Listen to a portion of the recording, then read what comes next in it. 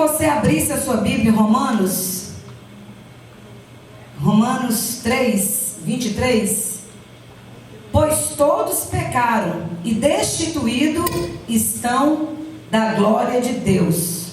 Pois todos pecaram e separados estão da glória de Deus. O tema da minha palavra hoje, que eu vou estar trazendo para você, é a questão do pecado. E é muito bom a gente falar de bênção, falar de coisas boas, mas tem algo melhor do que isso, que é lutar contra o pecado. É melhor do que bênção, você crê nisso? Amém. Amém? Lutar contra o pecado, vencer o pecado, é melhor do que qualquer bênção, qualquer dinheiro, qualquer ouro, qualquer coisa que você possa imaginar. E aqui o apóstolo Paulo está dizendo: todos pecaram, eu, você, o pastor Jean, o Billy Graham, todos os seres humanos pecaram e estão separados de Deus Pai, não é? Só tem uma pessoa que não pecou, você sabe quem é ela? Jesus, só ele. A Bíblia diz: só Jesus não pecou. Ser humano, como diz na Bahia, comedor de farinha, não tem outro jeito, né? A gente tenta não pecar, a gente tenta fazer a vontade de Deus todos os dias, mas infelizmente nós já nascemos com o pecado adâmico e nós cometemos mesmo pecado. João diz assim: filhinhos, não pequeis, mas se você pecar, lembra que tem Jesus Cristo, o advogado. Amém? Então o recurso para mim e para você quando pecamos é pedir perdão a Jesus. Amém? Queria que você fechasse seus olhos e eu vou estar fazendo uma oração, dando abertura a essa palavra. Senhor, eu coloco diante de Ti esse tema, a questão do pecado, diante da Tua presença. Senhor, eu quero colocar diante de Ti esse versículo bíblico. É tão forte, Senhor, é uma afirmação tão profunda, Senhor. Todos pecaram. Não existe uma pessoa que nasça no mundo que não tem pecado, mesmo sendo um recém-nascido. Todos têm pecado e precisamos do Teu Filho Jesus Cristo. Precisamos do sacrifício de Jesus para ser libertos do nosso pecado. Precisamos do sangue de Jesus para purificar a nossa vida de todo pecado. Sem isso, Senhor, é impossível chegar a ter uma comunhão contigo. É impossível entrar nos céus. Então a questão do pecado, ela é muito importante, porque diz respeito à nossa salvação, diz respeito à nossa entrada triunfal nos céus, na eternidade para morar contigo. Diz respeito, Senhor, às nossas vitórias aqui na terra. Então, Pai, nós colocamos essa questão tão séria diante de Ti e te clamamos nessa hora, Senhor, que o Teu Espírito Santo venha trazer sobre nós um quebrantamento. Amém. Um espírito, Senhor, quebrantado.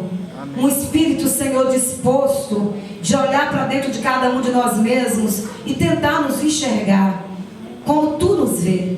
Como é que Tu me vê? Como é que Tu vê cada irmão que está aqui sentado? Talvez nós não nos conhecemos. Como é que Tu nos vê? Talvez, Senhor, nós não conseguimos olhar para nós da maneira que Tu olha.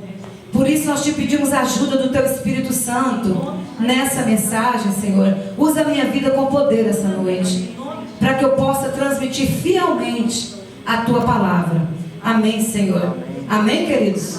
Amém. Antes da gente dar continuidade, eu gostaria muito de pedir para você, para olhar para dentro de você e encontrar 3 pecados. Você entendeu que não tem como dizer que não tem pecado, né?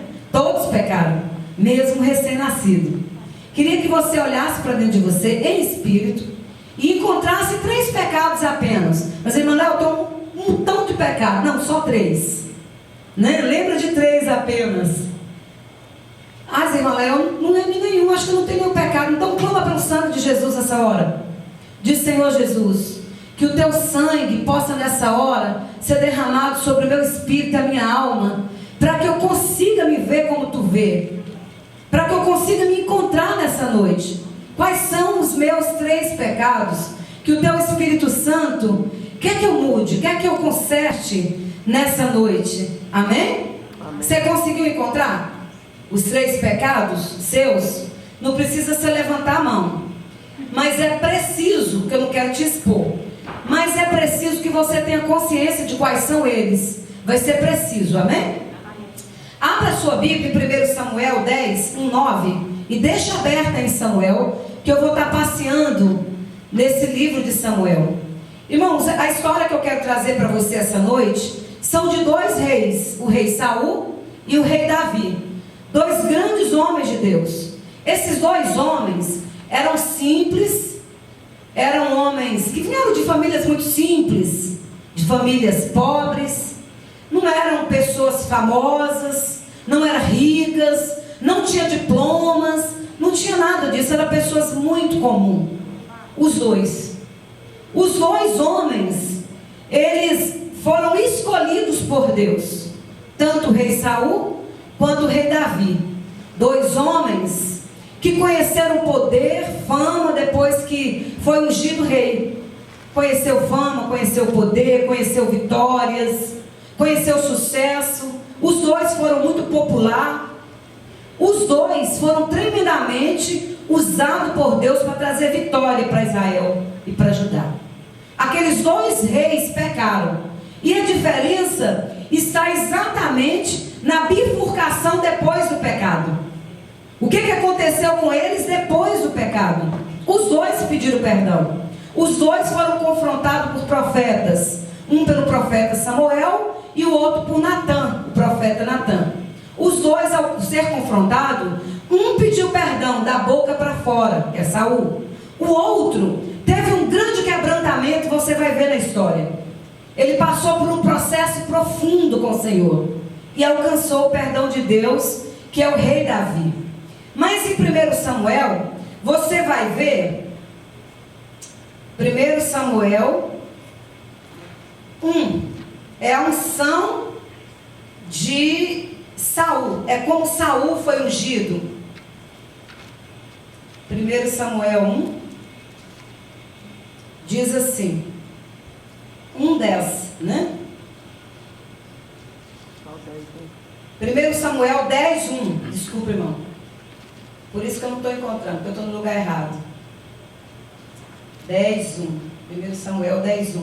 Então tomou Samuel um vaso de azeite e derramou sobre a cabeça de Saul, o beijou e disse: não te ungiu o Senhor por líder sobre a sua herança?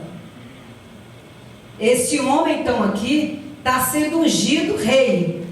E quem era então esse rei Saul, irmã Leia? Para Deus escolher ele e não escolher um outro qualquer. Irmão, não sei o que Deus viu em Saul, até hoje eu me pergunto. É uma pergunta que eu quero fazer para Deus lá no céu. O que Deus viu em Saul? O que Deus encontrou em Saul? Porque a Bíblia diz que o povo estava orando, pedindo a Deus um rei, que até aqui o povo de Deus tinha só um profeta que governava. Deus falava com esse profeta transmitia e Deus dava vitória. E era Samuel, esse homem de Deus aqui na história. Todo Israel, todo Judá, eles serviam ao Senhor sob um regime de teocracia. Não era democracia, mas eles queriam democracia. Teocracia é o governo de Deus, democracia é o governo de um homem. E Deus diz para Saul: olha, Samuel, esse povo não te rejeitou a ti, mas a mim. Escutei a oração deles, vou dar um rei. Escolhi o rei. E Deus escolheu esse homem chamado Saul. No 9, Deus capacita Saul para reinar. No 9, no 10:9, ele diz assim: virando Saul as costas para se afastar de Samuel, Deus lhe mudou o coração em outro homem. E todos aqueles sinais aconteceram naquele mesmo dia. Deus mudou o coração de Saul. Por isso que a Bíblia diz assim, que Deus capacita quem Ele chama, né? Às vezes a gente tem aquela ideia que para trabalhar para o Senhor, para trabalhar na igreja, a gente precisa saber tudo, né? Tem que ter assim um conhecimento extraordinário. E não, Deus capacita aquelas pessoas que Ele chama. Aqui a gente vê Saul sem condição nenhuma de ser rei. E Deus chama ele e capacita ele, muda o coração dele. E a Bíblia diz que o Espírito do Senhor, no 6, passa a habitar em Saul de tal maneira que ele começa a profetizar. E todos viram sinais de que Deus era com aquele homem Saul. esse homem simples, ele mesmo afirma com a boca dele assim, para Saul: olha, da tribo de Benjamim, aquela tribo que ele vinha, a minha família é menor. De todas as tribos, a minha é menor. E ainda das famílias de Benjamim, a minha família é menor. E ainda da minha casa, de todos os irmãos, eu ainda sou o menor. E Deus capacita ele. No dia da ordenação, que ele foi apresentado para todos os povos, Saul era um homem tão simples, tão tímido, se sentia tão capacitado para aquela posição, que a Bíblia diz que ele se esconde no meio das bagagens. As pessoas vinham de todas as cidades e traziam bagagens, porque aquela festa duraria ali a semana toda. O que ele fez? Na hora que era para chamar ele no púlpito da grande festa, do culto, né? Para ele ser ordenado, ele ficou com tanto medo que ele se escondeu no meio das bagagens. A Bíblia diz que Samuel, quando ele foi lançar sorte da parte de Deus, Saul não estava lá. Então ele vai e ora e diz: Senhor, cadê ele? Cadê o homem que não está aqui, que tu escolheu? Você pode imaginar isso? O dia da ordenação do pastor, ele se esconder? O dia da ordenação de Obama, ele se esconder? É muita incapacitação, né, irmãos? Isso aqui mostra o grau de simplicidade e de incompetência de Saul, não é verdade? Pois Deus diz assim: olha, Samuel, ele está escondido no meio das bagagens. Samuel vai lá e pega ele e traz ele pela mão, como quem anda com uma criança, né? A Bíblia diz que ele era lindo, era o homem mais lindo de todo Israel, todo Judá, que ele sobressaía na beleza e na sua altura. Ele era o mais bonito de todos os homens. Os irmãos já estavam perguntando: ele era casado? Não sei, a Bíblia não fala, mas era porque teve filhos, né? Mas ele era um homem muito bonito. E se você continuar lendo a história, que é um livro muito grande, 1 Samuel e 2 Samuel, você leva para casa e lê essa história, porque ela é fantástica. Esse homem simples, Deus capacitou ele de tal maneira que ele teve muitas vitórias. Ele conquistou muita vitória, muito poder, muita fama, muito respeito, muita honra. Esse homem conquistou, irmão, muita coisa. Foi o primeiro rei de Israel. O primeiro rei de Israel, ungido por Deus, separado por Deus. Um dia ele vai lutar contra os amalequitas. E essa luta que ele foi lutar, a Bíblia diz que tinha uma ordem específica para ele. E a ordem que foi dada para ele era assim: olha, você não traz nenhum esposo, que é ouro, prata, você não traz nenhum animal, você mata tudo, porque esse povo que você vai matar é um povo que não é de Deus. Era assim antigamente. Quando você vai para Êxodo 17, você vai encontrar Moisés com problema com esses amalequitas também. Moisés manda Josué ir para a batalha. Os irmãos vão lembrar do que eu estou dizendo.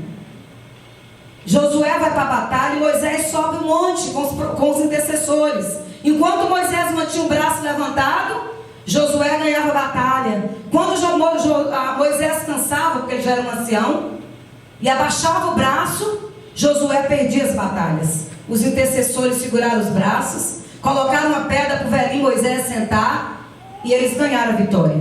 E ali a ordem foi: não deixa ninguém vivo, não traga nada desse povo. Saul, irmão, nessa altura aqui, ele já está com o coração em desobedecer ao Senhor. E você olha que coisa mais triste para um homem que foi tão abençoado. Desce os seus olhos em 1 Samuel 15, 10, 11. No 15, no 10 e vamos ler até o 11. Então veio a palavra do Senhor a Samuel: arrependo-me de haver posto a Saul como rei. Olha, porque deixou de me seguir e não executou as minhas palavras. Então Samuel se contristou e clamou ao Senhor por toda a noite. Coisa triste, né? Um homem que foi separado, escolhido no meio daquela multidão de homens que tinha em todo Israel e Judá, né? Deus capacitou, ungiu, separou, deu vitória, deu honras, deu poder para esse homem. E agora, o próprio Deus diz: eu me arrependo de ter escolhido Saul. Triste, né, irmão? Eu me arrependo de ter escolhido esse homem para ser o rei sobre o povo. Eu me arrependo de ter escolhido esse homem para ser o sacerdócio, para ter poder sobre as pessoas. Eu imagino como é que estava o coração de Deus. E eu tenho muito temor do Senhor, irmão, desde pequena. E eu fico pensando, se Deus se arrependesse de ter me escolhido, se Deus se arrependesse de ter te escolhido. É triste isso, não é?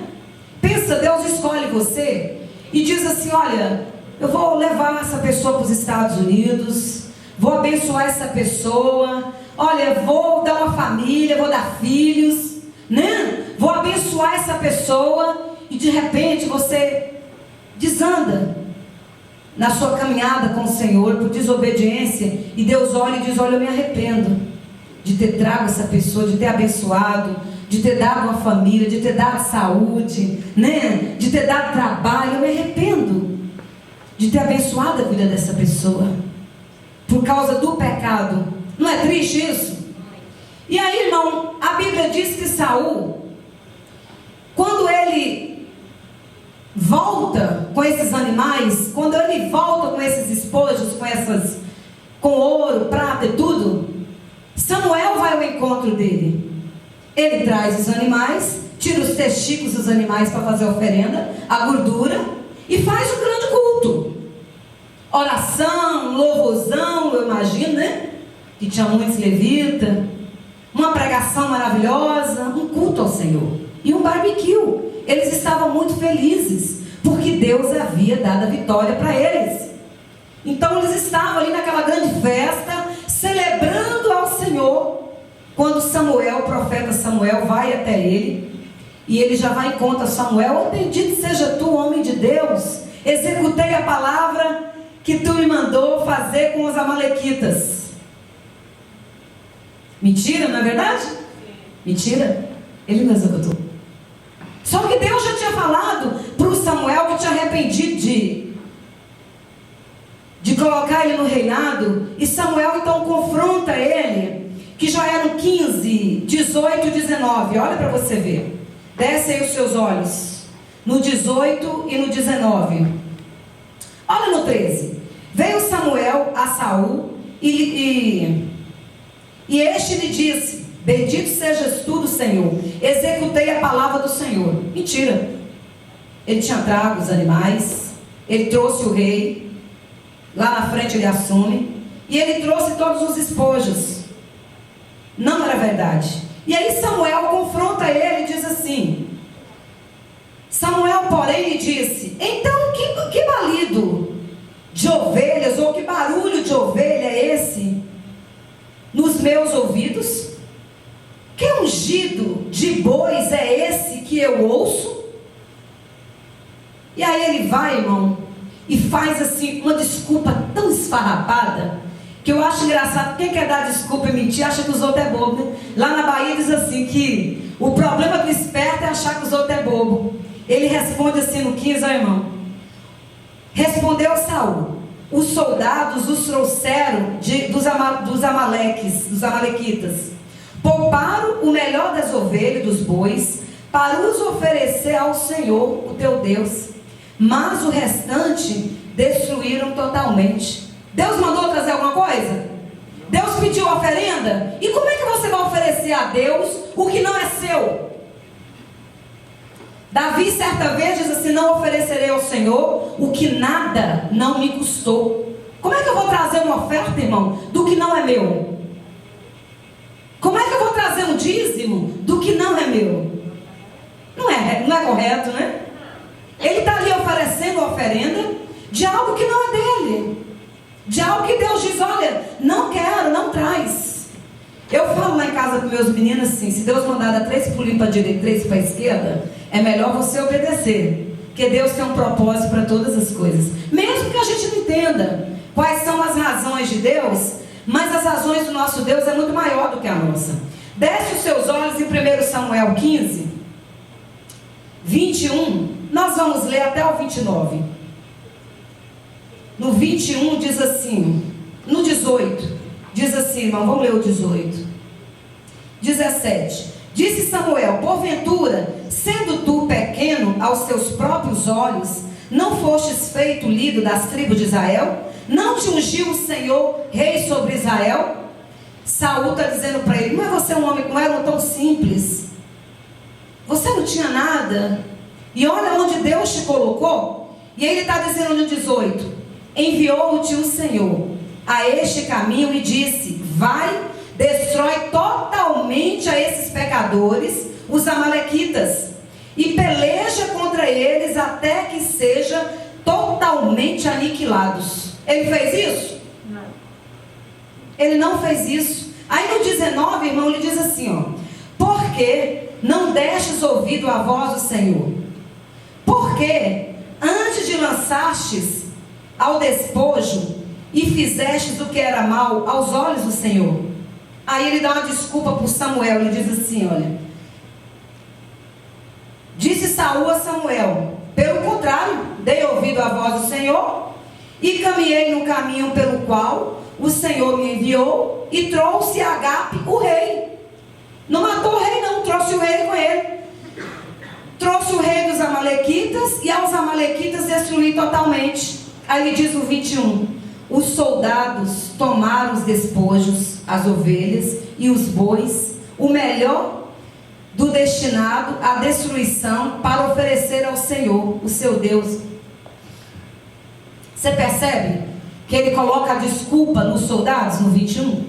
Os soldados matou os animais que não prestavam, mas trouxe o melhor para oferecer na casa do Senhor. Irmão, soldado manda ou executa a lei? Para quem Deus deu a ordem? Para os soldados ou para o rei? Para o rei. O que Deus mandou fazer, você não espera que outra pessoa cumpra. O homem, desde Adão e Eva, que ele dá desculpa pelos pecados dele, né? Quem lembra da história de Adão e Eva? Da árvore do conhecimento do bem e do mal, não toca, não coma nela. E Eva come. Que é outra caso que eu preciso perguntar para Deus. Quando chegar lá em cima, Eva come. E quando ela é confrontada, ela diz: a serpente me enganou. E quando Deus confronta Adão, ele diz: a mulher que tu me deu me enganou. Deus aceitou a desculpa de Adão e Eva? Não. Deus não aceita desculpa também do rei Saul. Rei Saul começa a dar desculpa, fazer uma transferência de culpa. E nós, os seres humanos, irmão, somos muito especialistas nisso. Nós não assumimos as nossas culpas. Normalmente a mulher coloca a culpa no marido, né? Eu que estou em aconselhamento, eu sei disso. E o marido coloca na mulher. Dificilmente a pessoa chega para mim na área de aconselhamento e diz: eu tenho um problema, eu fiz isso. E normalmente quem tem muito menino igual eu, o que acontece? Tem sempre um que é culpado de tudo, que é o mais levado. E tem sempre um que tem, né, aquela carinha mais boazinha assim, que a gente acha que é santo. Mas a tendência do ser humano é sempre achar um culpado para as falhas, para os defeitos, não é? Você já parou para pensar que a gente faz isso? Patrão coloca sempre a culpa no funcionário. Líderes sempre colocam a culpa no subordinado. É sempre assim. E os funcionários colocam a culpa no patrão e assim vai, né?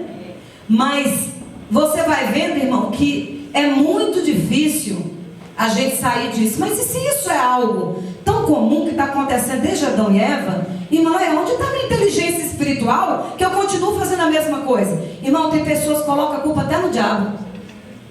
Em maldições. Fica o resto da vida colocando culpa em diabo de uma coisa que a pessoa escolheu fazer. Amém? E aqui Saul, ele simplesmente transfere a culpa dele para os soldados. A ordem não foi dada para os soldados. A ordem foi dada para ele. E ele não executa a ordem de Deus. No 22... Samuel diz algo muito interessante para ele. Samuel diz assim: Samuel, porém, respondeu: tem o Senhor tanto prazer em holocausto e sacrifícios, como em que se obedeça a tua palavra? Obedecer é melhor do que sacrificar, e atender é melhor. O que tem aí, irmão? E atender é melhor do que a gordura de carneiros. Obedecer é melhor do que sacrificar. Obedecer é melhor do que qualquer sacrifício, é melhor do que uma gordura de carneiro.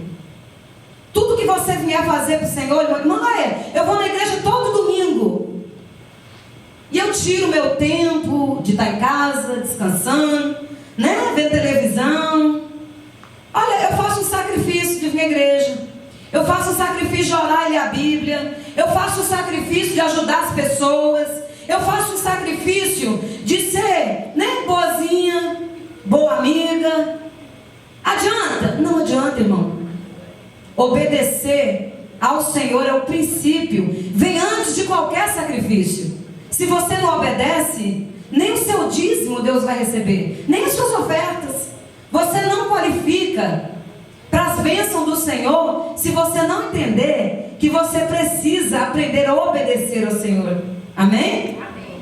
Eu quero ler de novo com você esse 22, que eu queria que fosse penetrado no seu espírito. Samuel, porém, responde: tem o Senhor tanto prazer em holocaustos e sacrifícios, como em se obedecer a sua palavra? Precisa obedecer a palavra do Senhor, amém? Amém. Qual é a palavra do Senhor hoje? A Bíblia. Como é que Deus fala comigo e você hoje? Através da Bíblia. Tudo que a Bíblia diz que eu tenho que fazer, eu preciso fazer o quê? Fazer, não é? Hoje Deus fala comigo e com você através da palavra, através da Bíblia. Então, irmão, qualquer sacrifício que você tirar a Bíblia do meio, deixou de ser bênção. Amém? Então é preciso atender para isso.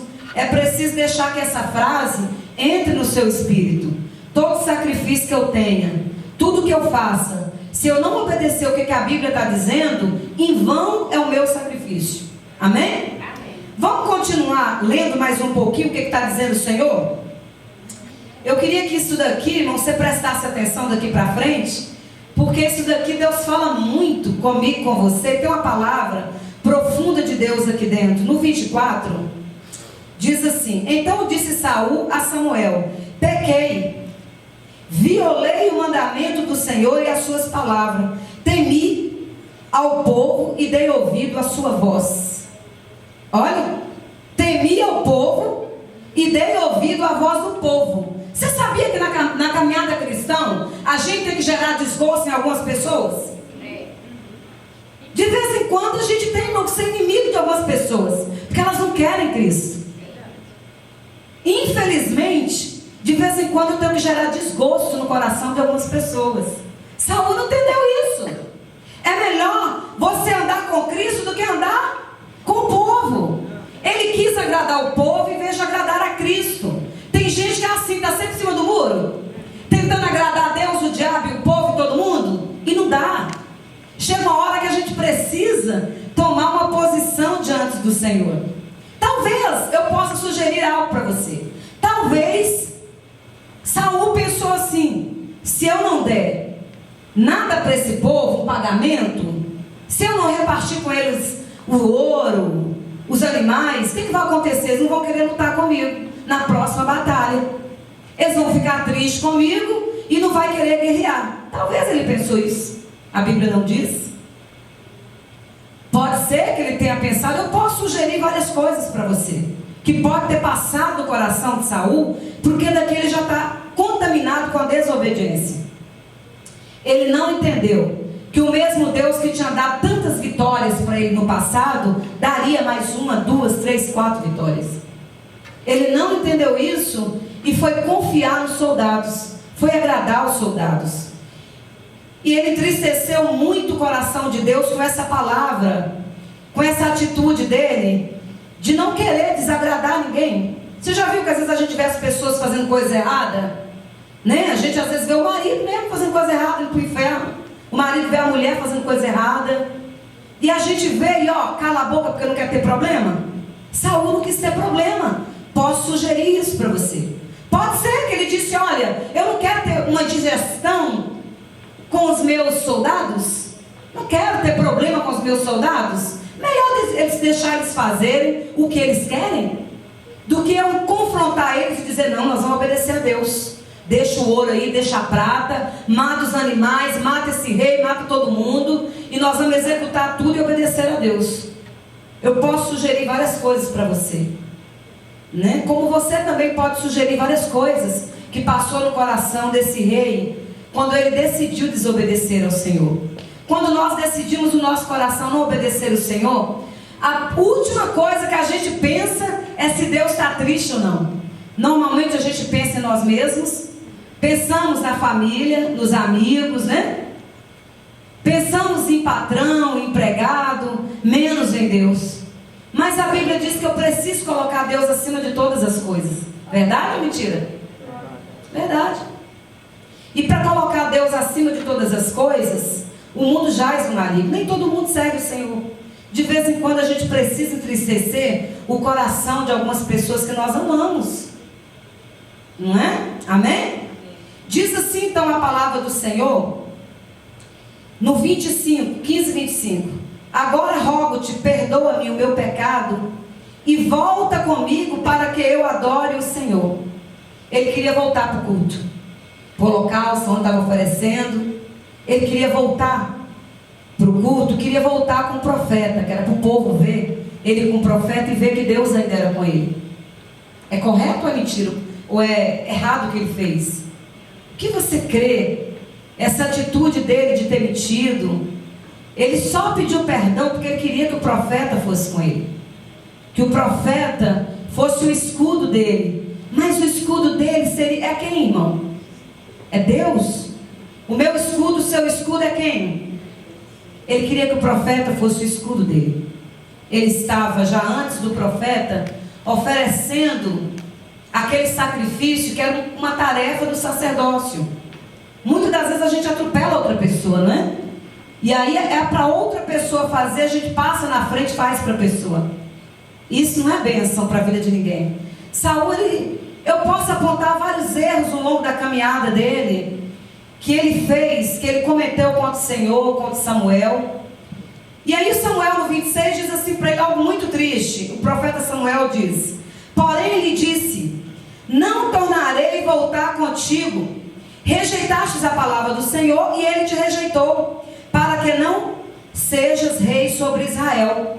E no 27 ele diz, virando-se Samuel para partir, Saul segurou-se a barra do manto e o rasgou. O 28 é mais triste ainda. Disse-lhe Samuel, o Senhor rasgou de ti hoje o teu reino de Israel e o deu ao seu próximo, que é muito melhor do que você.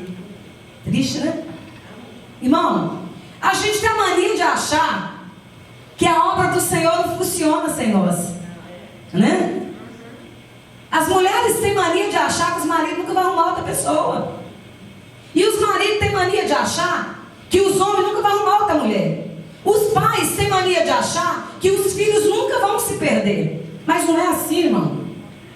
Se eu e você não vigiar, não cuidar do que é nosso, não obedecer, existe uma grande possibilidade de você perder o que você tem. Olha que coisa mais triste. Saul hoje está sendo tirado do seu reinado.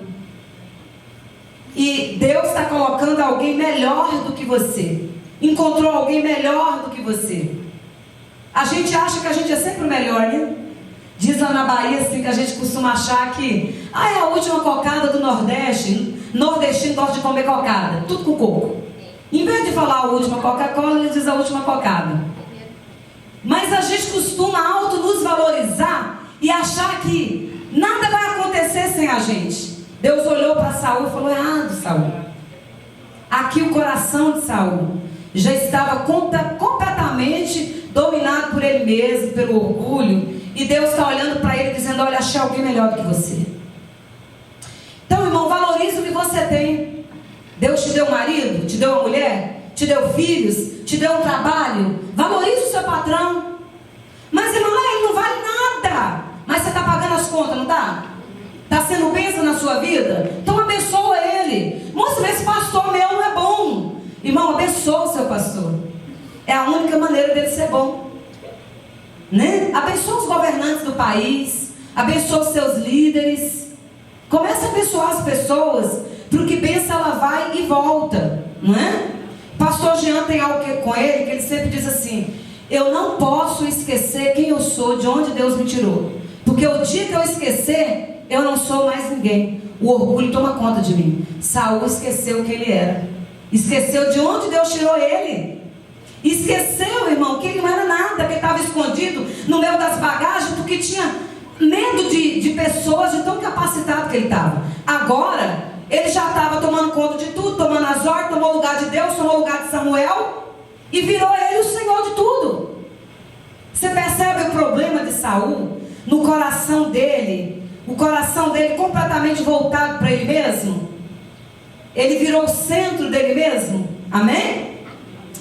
Então você que tem algo, que a gente sempre tem algo, que seja saúde, né? Nós precisamos valorizar o que temos e saber tudo que eu tenho vem do Senhor. Foi Deus que me deu tudo isso que eu tenho. Veio do Senhor e vai voltar para o Senhor. Amém? Não esquece disso não, porque o dia que você tirar isso aqui, Deus pega alguém melhor que você e coloca no seu lugar. Amém? Amém.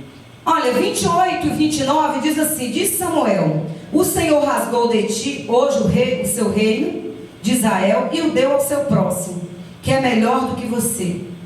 E no 29 ele diz: aquele que é a glória de Israel não mente, nem se arrepende, pois não é homem para que se arrependa. Deus não aceitou o pedido de perdão de Saul. Por quê? Por que será, irmã Leia? Porque saiu da boca. Pedir perdão, irmão, é uma decisão. Eu decido perdoar ou não. Agora, arrependimento é fruto de um coração aquebrantado. Quem arrepende, muda e não faz mais aquilo. Isso é arrependimento, né? Se eu peço perdão para você, porque eu pisei no seu pé e continuo pisando todo domingo, então houve um arrependimento. É um pedido de perdão da boca para fora, amém? Esse foi o problema de Saul. E aí, irmão, o que aconteceu no final da história, irmão? O Espírito do Senhor se retirou de Saul. E a Bíblia diz que ele foi atormentado por um espírito de culpa, né? De depressão. Ele tinha tanta depressão que Davi vinha tocar para ele. Davi foi a outra pessoa melhor que Deus escolheu. Saul, no mundo moderno, se você me perguntar como psicóloga, o que eu acho que Saul virou, eu vou te falar, irmão, para mim, eu daria um diagnóstico de Saul como uma pessoa perturbada mentalmente e espiritualmente. Ele começou a perseguir Davi por onde Davi andava. Tudo que Davi fazia, ele achava que Davi estava querendo a glória para ele mesmo. Ele virou paranoico, depressivo, um paranoico depressivo. Eu daria esse diagnóstico para ele como psicóloga. Paranoico depressivo. Tudo que Davi fazia, ele achava que era afronta para ele. Todo mundo que andava com Davi, inclusive o filho dele, ele começa a perseguir. Ele chega a matar 85 homens que andavam com Davi. Ele começa a perseguir Davi por todos os cantos. Ele se torna um depressivo, paranoico, porque ele não queria perder o lugar dele. Ele chega no final da vida dele procurando uma feiticeira para buscar poder. Ele ainda estava com o coração ligado a poder, a não querer sair daquele lugar que Deus já havia tirado ele. Você sabe que ele vai para uma batalha e ele morre com os 2 filhos dele e depois ele se mata. Esse é o final desse depressivo, paranoico, porque ele não se arrependeu e não pediu perdão ao Senhor da maneira que ele precisava fazer, né? Da maneira que eu e você precisamos fazer. Amém? Amém. Um final triste foi o final de Saul. Mas a outra pessoa, a outra pessoa sucessor dele, o melhor do que ele, que Deus disse, muito triste, né, irmão? Imagina Deus virando para vocês: encontrei alguém melhor do que você. Deus acha Davi. Davi simples como ele, né? Davi não tinha local nem na mesa do pai e da mãe para comer. A família foi comer com Samuel. E Davi não foi convidado, ele estava com a marmitinha dele, boia fria, trabalhando lá no campo. E estavam ali os irmãos, e Deus diz: olha, Samuel, não é nenhum desses, tem um outro. Aí que o pai lembrou que tinha outro filho, mandou chamar Davi. Davi rejeitado até pelo pai, o menor da tribo, o menor da casa, o menor dos irmãos. E ele é ungido para ser o próximo rei de Israel. Seria Davi o segundo rei sobre Israel. Olha que bênção. Davi era tão novo, não conhecia ainda batalhas, nada desse tipo. Um homem simples, sem cultura, sem dinheiro como Saul, sem poder, sem fama. E Deus capacita ele como capacitou Saul. Deus usa ele como usou Saul. Ele se torna um rei popular, cheio de vitórias, né? Cheio de poder, cheio de dinheiro, cheio de fama. Mas ele cai em pecado. Está lá em 2 Samuel 12, 9. Vira aí as páginas da sua Bíblia e vai para 2 Samuel 12, 9. 2 Samuel 12, 9. Essas biblinhas novas, elas têm um probleminha. As folhinhas são muito pregadas, né? Uma na outra. Diz assim, 2 Samuel 12. Nós vamos ler só essa parte. Diz assim: por que desprezastes a palavra do Senhor, fazendo mal diante dos seus olhos? A Urias o Heteu matastes a espada, e a sua mulher tomaste por mulher. A ele mataste com a espada dos filhos de Amon. O 10 ele diz: agora, portanto, a espada jamais se apartará da sua família, porque me desprezastes e tomastes a mulher de Urias, o Heteu, para ter por sua mulher. Esse é o homem escolhido por Deus. Esse é Davi ungido, né? Davi com tantas vitórias. Era suposto ele estar na batalha, ou no mínimo intercedendo para Deus dar vitória, como Moisés estava no monte orando, com a mão levantada. Lembra de Moisés no Êxodo 17? Em vez de Davi estar nessa posição, Davi está tomando banho de sol no palácio, no terraço do palácio, e vê uma dona pelada tomando banho.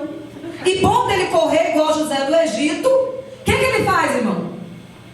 Ele, opa, me dá aí uma luneta, né, que eu preciso ver os detalhes. Ele curte a mulher pelada, né? Você está vendo que está sendo tentado? Que tem uma irmã da perna bonita? Tem uma irmã com os peitos bonitos, irmão? Com algo bonito mostrando? Tira o olho. E as irmãs, né? Vê aqueles decotes assim. Às vezes as irmãs se encantam com quem é dela. E está vendo que o diabo está lançando seta de encantamento, elas estão deixando. Porque o prazer às vezes é bom para quem está no pecado. Nós precisamos ter um feeling espiritual, um sentimento conectado com o Espírito Santo para perceber essas coisas. E dizer: o sangue de Jesus tem poder, eu vou fugir igual o José do Egito. Não é? Amém? É preciso isso. Davi estava desconectado com Deus. E ele curte a dona pelada. Não só ele curte, como ele manda convidar a dona pelada. Sabe que mulher naquela época não tinha direito de dizer não para o rei. A dona pelada já devia estar ali como estratégia, né? Para fazer ele pegar. Essa mulher chama Betseba e ela vai, dorme com Davi, engravida. Davi, como sabe da gravidez, ele vai: opa, e agora, né? Vou tentar tampar o negócio. Manda chamar o marido da mulher, Urias, e fala: ó, estou te dando folga hoje, vai dormir com essa mulher. Irmão, esse homem é tão abençoado, né? Ele diz: como? Que homem fiel, né? Como é que eu vou lá dormir com a minha mulher e meus amigos na batalha? Não, eu sou fiel, meus amigos. Não vou. E não foi. Davi falou: pronto, agora complicou, né? Como é que vai fazer com o filho dessa mulher agora com a gravidez?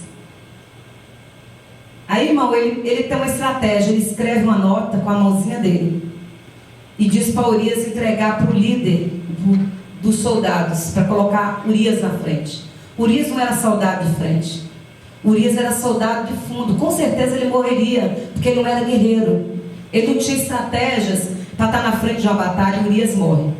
E aí, quando nós lemos aqui no 10, Natã vai visitar ele, o profeta Natã vai confrontar ele, assim como Samuel havia morrido. E aqui vem Natã, que que conta uma parábola para ele que você está vendo aqui. Vamos ler o 9 e o 10 de novo? Por que desprezastes a palavra do Senhor, fazendo mal diante de seus olhos?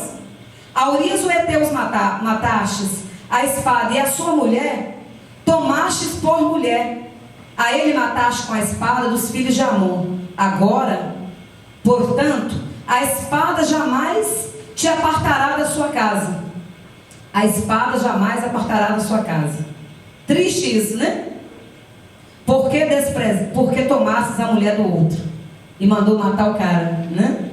Você sabe que Davi, quando foi confrontado, aqui bifurca a história. Até aqui a história desses dois reis são iguais. Ambos eram simples, ambos foram escolhidos por Deus, ambos foram ungidos, ambos tiveram muito sucesso e poder, ambos pecaram, ambos foram confrontados. Mas Davi, ele tem um arrependimento extraordinário. Eu sou fã de Davi, irmão, porque Davi, ele tinha uma sensibilidade para arrependimento muito profundo. Eu acho que eu não conheço ninguém na Bíblia que tem essa sensibilidade para arrependimento que Davi tem. Salmo 51:4. Davi, ele mostra um arrependimento profundo dos pecados dele. Ele mostra o peso. Salmo 51:4. 51:4. Todo Salmo 51 você vai ver que tem partes maravilhosas, o que mostra o arrependimento de Davi. Foi feito exatamente para o adultério de Davi. Olha o que ele diz: contra ti, somente contra ti pequei. Ele não falou, a mulher, dona Pelada, estava lá me tentando. Essa dona Pelada toma banho aqui todo dia, já estou resistindo tem tempo. Essa dona Pelada, essa dona com essa, né, com esse decote, com essa mini saia, está me tentando. Não, essa mulher estava olhando aquele olhar lá, como é que é o nome do olhar? 43. O número 43, ele não dá nenhuma desculpa, irmão. Ele diz, a ti, contra ti somente pequei, fiz o que é mal diante dos teus olhos, de modo que é justo quando falas e puro quando julgas. E você continua a ler, você vai ver no 5: certamente em iniquidade fui formado, e em pecado me concedeu a minha mãe. E você vai vendo que Davi, no 10, ele diz assim: cria em mim, ó Deus, um coração puro, que foi tema daquele retiro nosso, e renova em mim um espírito reto. Ele está tão arrependido, irmão, que ele já começa assim: Senhor, muda meu coração, muda os meus desejos, cria em mim um coração puro, muda as minhas intenções, muda a minha vida. E isso assim, com a espada da morte lançada para ele. Ele tem um coração completamente aquebrantado e arrependido. Diferente de Saul, que pede perdão só da boca para fora, né? No 11, ele diz assim, 51:11: não me lances fora da tua presença e não retires de mim o teu Santo Espírito. Torna a dar-me a alegria da tua salvação e sustém-me com o teu Espírito. Eu quero estar disposto a te obedecer. Você vê, aí no 13, ele faz até uma aliança. Então ensinarei aos transgressores os seus caminhos, pecadores a ti converterão. Se você continuar lendo, você vai perceber a profundidade que Davi consegue se arrepender, que ele consegue se colocar diante do Senhor. Isso é arrependimento. Em toda a história de Davi, você não viu mais ele cair em adultério, viu? As donas peladas continuam aparecendo, com certeza. Ele era rei, tinha dinheiro, poder e fama, com certeza absoluta.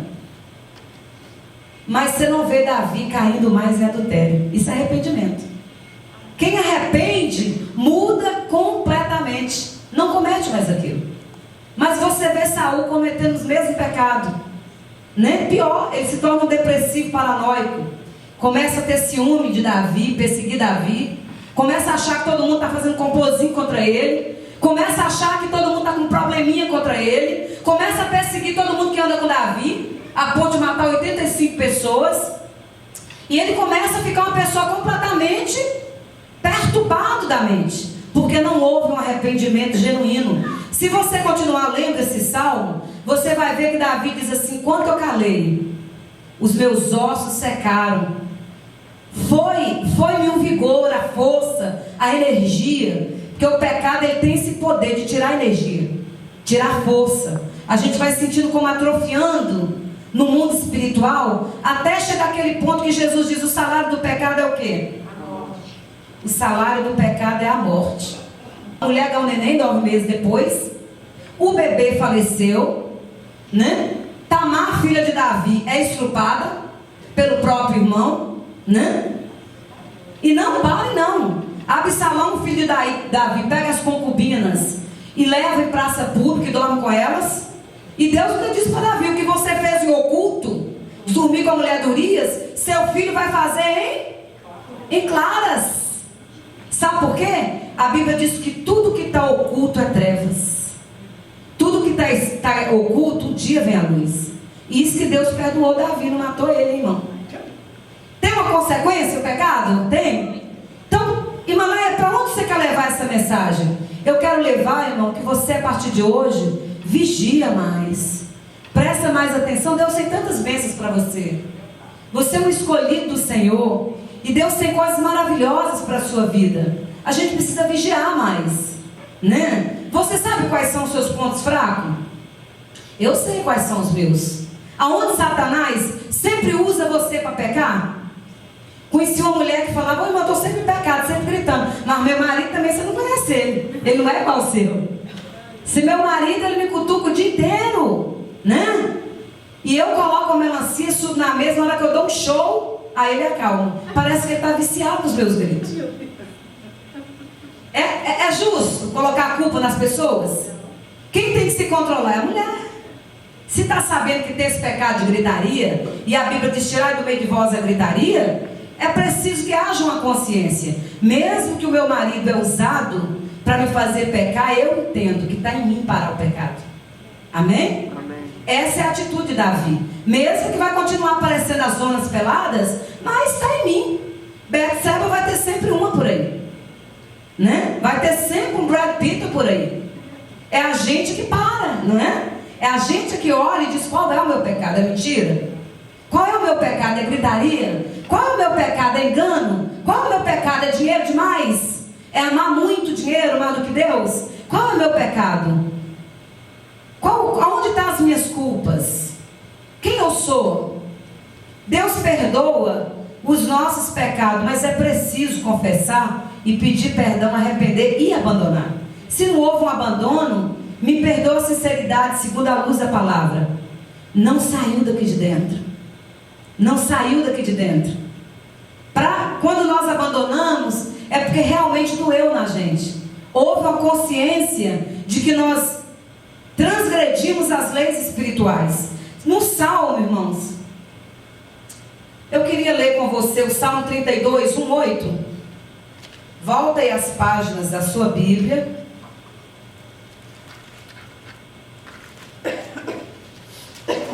Salmo 32. Olha para você ver Davi perdoado, a bênção que Davi se torna. Olha a alegria que Davi sente na presença do Senhor. Olha o que um verdadeiro perdão causa na vida de um homem e de uma mulher. Davi diz assim, Salmo 32: bem-aventurado aquele cuja transgressão é perdoada e cujo pecado é coberto. Bem-aventurado é o que, irmão? Uma pessoa que tudo que faz prospera. Por onde vai é bênção. Isso são os bens-aventurados. Bem-aventurado aquele cuja transgressão ou seu pecado é perdoado e cujo coração é coberto. E Davi, e Saul? Quem lembra de Saul? Não teve essa palavra para Saul não, né? De ti foi tirado o seu reinado. Davi continuou rei. Pelo contrário, Deus diz: Davi, nunca tirarei o reinado da sua casa. Assim que Jesus é da tribo de Davi, é da tribo de Judá, não é? Olha no 2: bem-aventurado o homem a quem o Senhor não atribui pecado e em quem não há engano. Enquanto me calei, envelheceu os meus ossos pelo meu branido o dia todo, pois de dia e de noite a tua mão pesava sobre mim. O meu vigor se esgotou como em tempo de seca. Confessei-te o meu pecado e a minha maldade não encobri. Ele fez igual Saul? Saul encobriu, meu irmão, colocou a culpa nos outros. Ele diz: eu confessei meu pecado a ti, não encobri. Confessei ao Senhor as minhas transgressões, e tu, Senhor, perdoaste a culpa do meu pecado. Pelo que todo aquele que é fiel orará a ti a tempo de te poder achar. Até quando transbordares as muitas águas, elas não te atingirão. No 7 ele diz: tu és o lugar em que me escondo. Tu me preserva na angústia e me cerca por alegria, cantos de livramento. Eu te instruirei e te ensinarei, Deus responde para Davi, o caminho em que deve seguir. Eu guiarei os seus olhos. Foi os olhos de Davi que fez ele pecar? Nós pecamos com 5 sentidos. Quem lembra da cura interior, né? Nós pecamos com 5 sentidos. Aqui foi os olhos de Davi. Deus faz uma aliança com Davi. Olha, Davi, eu vou, a partir de agora, eu mesma vou te instruir, eu mesma vou te direcionar, eu mesma vou te guiar, eu mesmo vou te aconselhar, eu mesmo vou estar com você, para que seus olhos não olhem lá para dona pelada de novo. Amém? Davi sabia que ele tinha um probleminha com mulher. Ele precisou da ajuda do Senhor. Irmão, quando nós sabemos que temos um problema e nós não levamos diante do Senhor e colocamos diante do Senhor esse problema, nós abrimos uma porta para Satanás andar e entrar na nossa vida, né? Tem um ditado que diz assim: você pode deixar um passarinho voar sobre a sua cabeça, mas nunca fazer ninho em você. Então é preciso colocar diante do Senhor quais são as suas fraquezas, suas debilidades. Muitas das vezes a nossa fraqueza é o falar demais. Tiago diz assim, ó irmão, que aquele que refreia a língua é varão perfeito. Eu amo isso, porque eu falo, perfeito só foi Jesus. Então, né? Mas isso não é motivo para você continuar com a língua solta, é?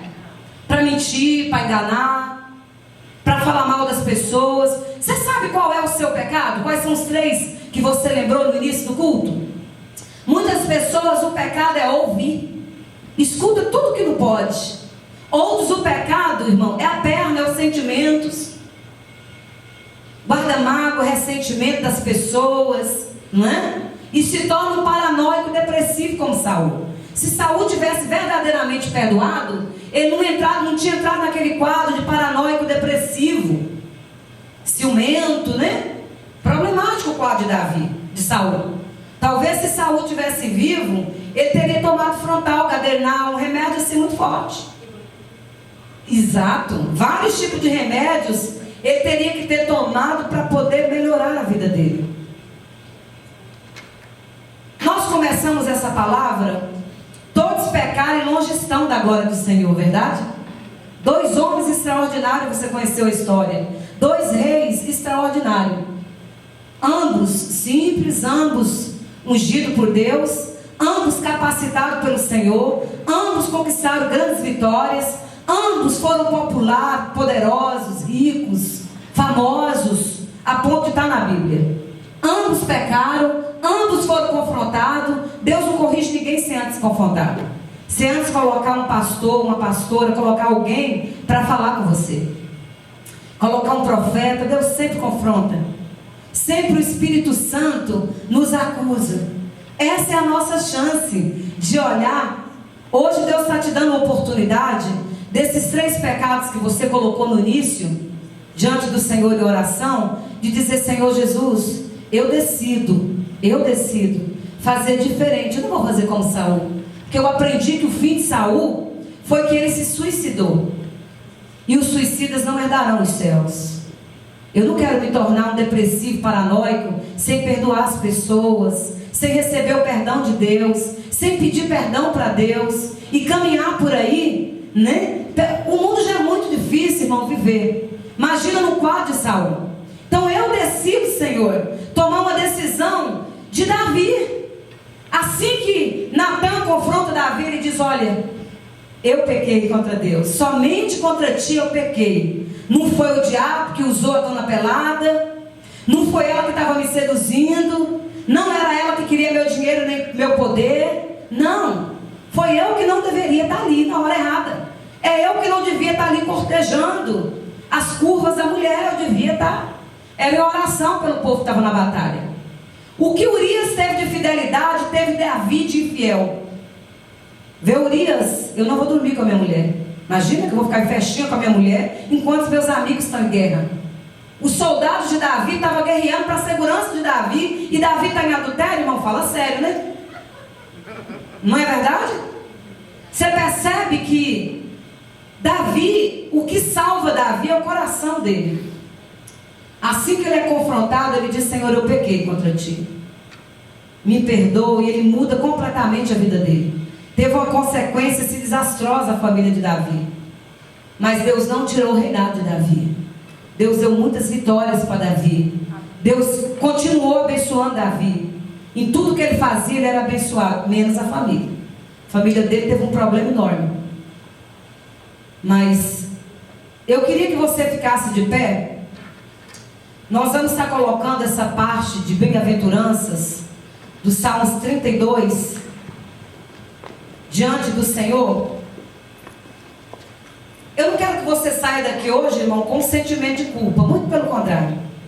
Eu quero que você saia daqui hoje sabendo assim: eu sou um homem bem-aventurado, porque naquela noite eu tive a oportunidade de colocar diante do Senhor os meus 3 pecados. Eu vou pedir perdão do Senhor, vou confessar os meus pecados. Eu decido abandoná-los. Eu decido abandonar os meus pecados e não voltar mais atrás. E aí você vai ver que Deus vai voltar a te abençoar. Você vai ver que tudo que você vai fazer, Deus vai estar com você. Aonde você colocar a mão, Deus vai estar abençoando, vai estar prosperando, vai estar te guiando. Amém? Amém.